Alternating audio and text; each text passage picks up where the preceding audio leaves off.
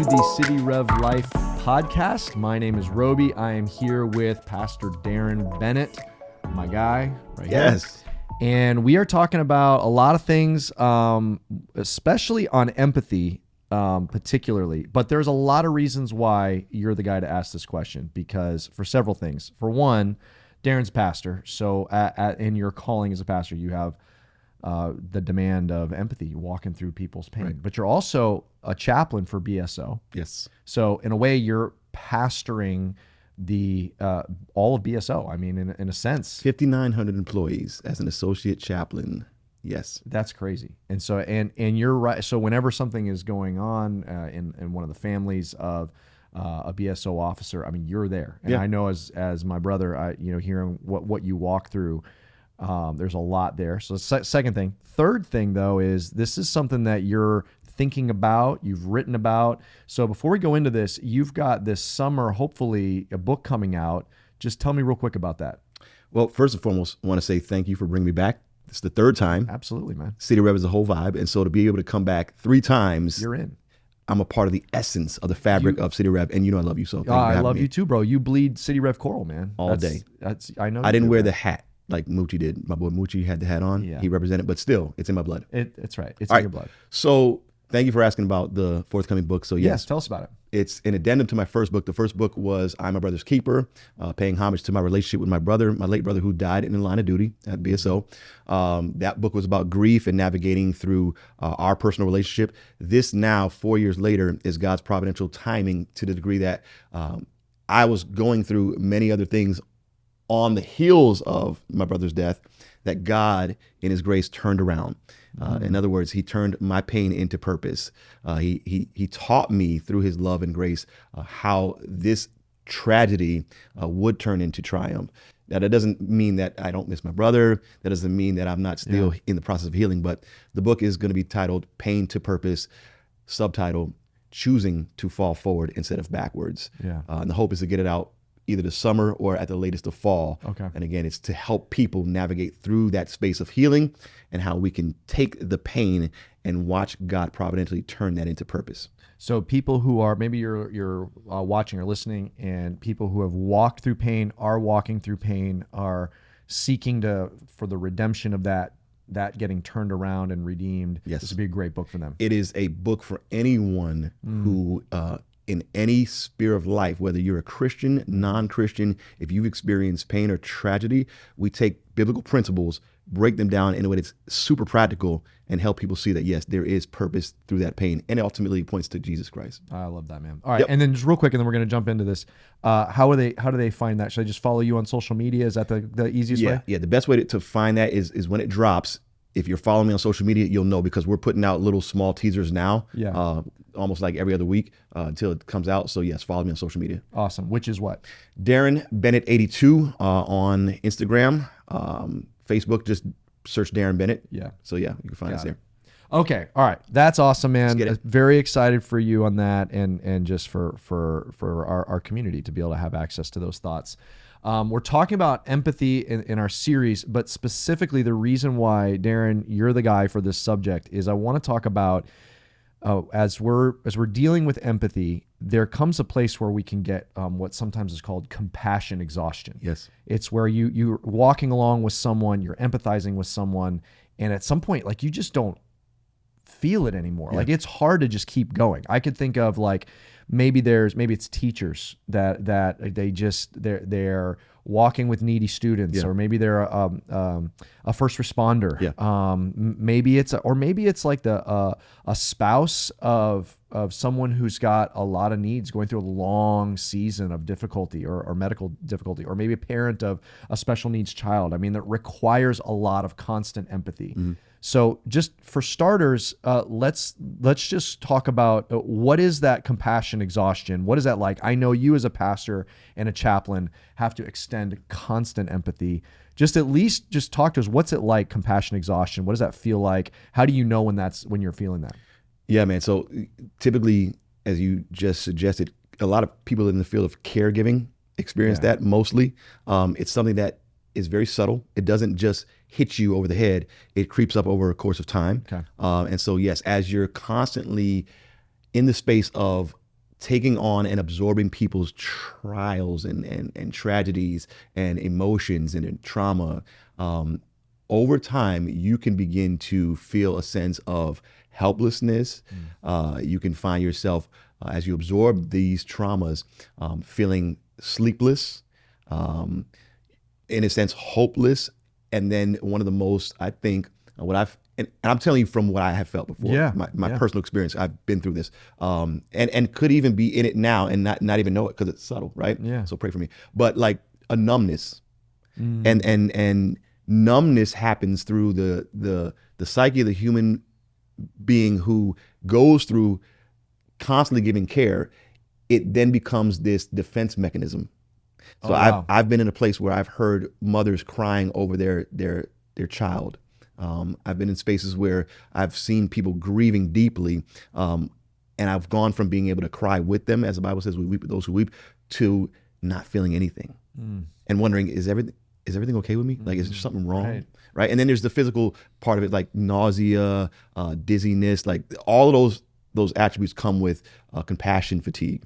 Wow. So it's the feelings and probably those who are walking through this. It's like, hey, I've just gotten numb to it. Like I can't feel that pain anymore. I've been walking with my spouse is going through significant issues, or my child is going through significant issues, and I just don't feel it with them anymore. I'm just numb to it, or maybe even resentful about it. Irritability is another like key attribute of compassion fatigue. Yeah, and then you talk about the defense mechanisms. Maybe you just kind of, instead of running to, you're running away. You just can't take anymore. And then a couple other things you mentioned, sleeplessness, things like that. Anxiety. Yeah. Okay. So then walk us through, like, what are some, so you've walked through that, as I can imagine, walking through just a lot of pain. And as a pastor, I felt that as well. Yeah. And while you and I are pastors, both of our wives, interestingly, are licensed clinical social workers. Yeah. LCSWs. So they're professionals. Darren and I joke that God knew both of us needed full-time therapy in our lives. We needed full-time therapists assigned. Okay. God is so gracious, isn't he? Yeah, he knew we needed it. We were so merciful. Yeah. So actually, our wives probably have compassion exhaustion from dealing with us all the absolutely. time. They should be on this podcast. Yes. Okay. Anyway, how do you? So someone's walking through that. They're like, hey, they're saying, I have felt that before. Like or I'm feeling that now. Mm-hmm. Like, and they're actually, and maybe they're just kind of realizing, man, I don't want to feel this. I don't want to be numb. I don't like but I don't know how to recapture it. Like, what would be, just you speaking from your personal experience as a pastor, what do we do if we're feeling that compassion exhaustion? How do we, another way of saying it, how do we keep our hearts kind of softened to empathy, or soften them up again? Yeah. Talk about it. Like a lot of times we take those feelings and we hoard them inside and don't speak about it. And then not only should we speak about it, so therapy is not a bad thing. Yeah. Right? It's okay to go to therapy, right? Yeah, amen. So speaking about your feelings. Yeah, hey, look, can we sit on that for a second? Yeah. We often talk about this. People who go to counseling, the stigma is weak people go to counseling, but I think it's wise people that go to counseling. That's good, Robey. Because in Proverbs it says that in an abundance of wise counselors, counsel. That's a wisdom. There's safety in the multitude of wise counsel. And so what typically people do is they're getting counsel, but they're talking to a bunch of people, or they're just venting on social media in unhealthy ways. Yeah. It's a horrible outlet. Do not vent on social media, please. Yeah. Instead, go seek counseling, and go sit with a ministry leader, a pastor, but also go to a therapist, go to a trained professional like our wives are. We have a high value for Shameless that. plug. Yeah, absolutely. And go sit with a therapist. It's what wise people do. Okay. So number one, talk about it, get it out. Yep. And then, so in talking to one of my therapists, I have been given the encouragement to work out. Like literally the endorphins that come from being in the gym have been extremely and mentally helpful for me. So my physical physique, what people see outwardly is not out of vanity. Like I really can care less about my actual physical. Let me not say that. I do want to be like physically fit, but what is seen is not because I'm literally trying to be like this jacked, huge, muscle-bound guy. Like I'm in the gym as often as I'm in the gym because it's saving my life. Mental health reasons. Mental health reasons, literally. Yes. And so working out has been my safe haven. I've even got to the place where, and I've said this on a video that I put out on one of my YouTube channels. If you see me in the gym with my hood up, that means just give me 37 minutes of me time. Because when you're in a space of always helping people, you're in essence like a public figure, and then you go work out in the gym where you work, and people are in and out of there. They see that as an opportunity to come and infringe unwittingly, like, hey, I get an appointment with the chaplain now, right? It's like, no, I'm actually trying to refuel so that I can actually help you. So give me that 37 minutes. So working out is a major proponent of mental health, and just the endorphins that are released are helpful for me. So that's been my outlet. It's literally talking about it, working out, and then having a place where I can have quiet meditation. We talk about that as Christians in the morning, like morning devotions. Like where are you releasing that, right? The Bible says, cast your cares, your anxieties on me because I care for you. He who is heavy laden and burdened, my yoke is easy, my burden is light. And so ultimately it points back to Christ. It's like, I'm talking to a therapist, but at the end of the day, my therapist does not trump nor truncate my relationship with Christ. I'm speaking to him about my issues, and he's ultimately refueling me as well. So I love that. I love those three things. One, you got to get it out. And I think, well, let me go through. You got to get it out. I think don't underestimate the importance of taking care of your body. I mean, things like exercise, hydration, sleep, like those are all, like we can't be so spiritual that we neglect our body. I mean, that's part of our person. And then thirdly, just that spiritual side of it is just casting your burdens onto the Lord and prioritizing that. I think that's wise. I think I want to go back to the first one, talking about it and just having a safe, wise place where you say, I'm numb. I don't have compassion anymore. I think what's hard about that is the same type of person that is in the role of empathy is in some kind of leadership, or at least have some kind of spiritual maturity. So maybe they're a small group leader, or they're some other kind of spiritual leadership, or leadership at their job. Maybe it's a principal or a teacher or a police captain or whatever it may be. A lot of times they're hesitant they're the ones that's always helping others rather than, and they sometimes struggle asking for help. But I think that's just a straight spiritual maturity issue. I think we all have to understand, like, we need each other. And I think that's a great, I think one of the ways you and I connect is in the Church United space. And I think that's a healthy realization we're coming to as pastors is like, hey, I pour out, I need other people too. Like I'm not just self-sufficient. No person's self-sufficient. So I think that's a real maturity issue. Jesus demonstrated that in the Garden of Gethsemane. In his most traumatic moment, he didn't go there alone. He went at a distance, but he brought 2 or 3 close friends with him to say, hey, I'm struggling right now. I'm going through it right now, but I'm going to invite you into this space, and you're going to hear me cry out to my Father. Wow. And so, like, if Jesus demonstrates that type of vulnerability, why as leaders do we not make ourselves that vulnerable and invite certain trusted individuals into that space? Yeah, that's a really good point. He goes and he prays. He asks them to watch and pray. Pray for me. Yeah. I'm going to go a little distance, but I'm sure that it was only an ear shot. I'm sure that they could hear him crying out, but they instead fell asleep. They fell asleep. But they had to hear, because how would we have the record of him saying, nevertheless, your will take the cup from me, but nevertheless, your will be done. Yeah, exactly. So obviously he let them have access to that space, and he was ministered to by them. I think that's awesome. I love that part. Okay, so someone who's walking through compassion exhaustion, it's a real thing, and they're kind of diagnosing themselves. They're feeling numb. Maybe they're feeling anxiety. They just can't take anymore. They're kind of running away. Maybe sleeplessness. Yeah. Those 3 interventions are that you brought up, I think, are key. Talking about it to a counselor, especially. And especially if it's something that they're walking, I think if you're walking with someone long term, maybe it's a special needs child or a spouse that's going through a long season, I think like that, getting that counseling so that you can go the distance is key. Is there any other safe spaces aside from just counseling that is a safe place to talk about that if someone's experiencing compassion exhaustion, to kind of get that out? That's a great question. So talking about it in a safe space with someone that's licensed is good. Talking about it with friends that are trusted is good. Obviously, the safest space is talking about it with Jesus, right? Coming into his strong tower, and being enveloped by the safety of his arms.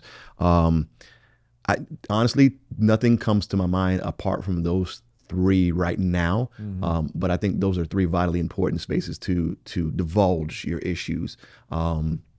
I can't think of anything else. I think that's great. And I think just in general, as we're kind of wrapping up this series on empathy, just to kind of review kind of some of the things we talked about, Jesus says empathy is, in a sense, it's our word that we're using for what Jesus said when he said, love your neighbor as yourself. And he said, whatever you would have, I'm forgetting the goal. Do as unto others as you would have. Thank you. Do unto others, you would have them do unto you. And he says the entire law and the prophets is built on that. He's basically saying this, summarizing the Old Testament by saying, you have to get in someone else's experience and say, if I was them, what would I want done? And then do that. That's basically, you have to have empathy to be able to accomplish that. Yeah. And so that heart that's softened to someone else, putting ourselves in their place, is so core to what it means to show genuine, authentic love. I mean, people can do nice things for other people for their own selfish benefit. But true empathy is entering into their place and being equipped to serve them. I mean, I think empathy is really at the core of what it means to show love and to follow after the Lord. So anchor that into following after the Lord. The Lord chased after us by coming into this broken world, leaving his kingdom, putting on flesh. Hebrews 4 says that we do not have a high priest that cannot empathize, but actually can empathize with us, in that he was tempted in every way that we were, yet without sin. And so he has felt those issues. He's felt those trepidations. He's experienced those traumas.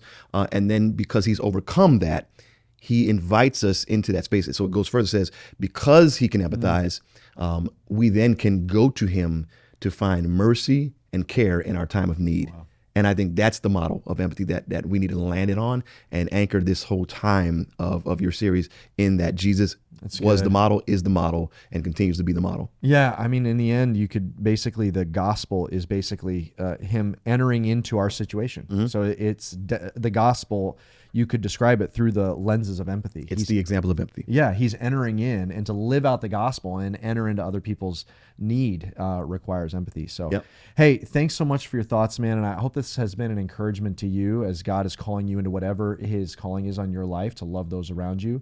And if you, for more info on empathy, check out the rest of the series on the City Rev Life Podcast. For more on your book, it's called From Pain to Purpose. Yep, From Pain to Purpose, choosing to fall forward instead of backwards. Check out Darren Bennett on social media, and we'll see you next time on City Rev Life Podcast. Thank you so much for listening to the City Rev Life Podcast. Feel free to subscribe and leave a rate and review. We love it when you share it with your friends on social media, so don't forget to tag us at cityrev.church. If you're interested in more resources, download our City Rev Church app and follow us on social media. Have a great day.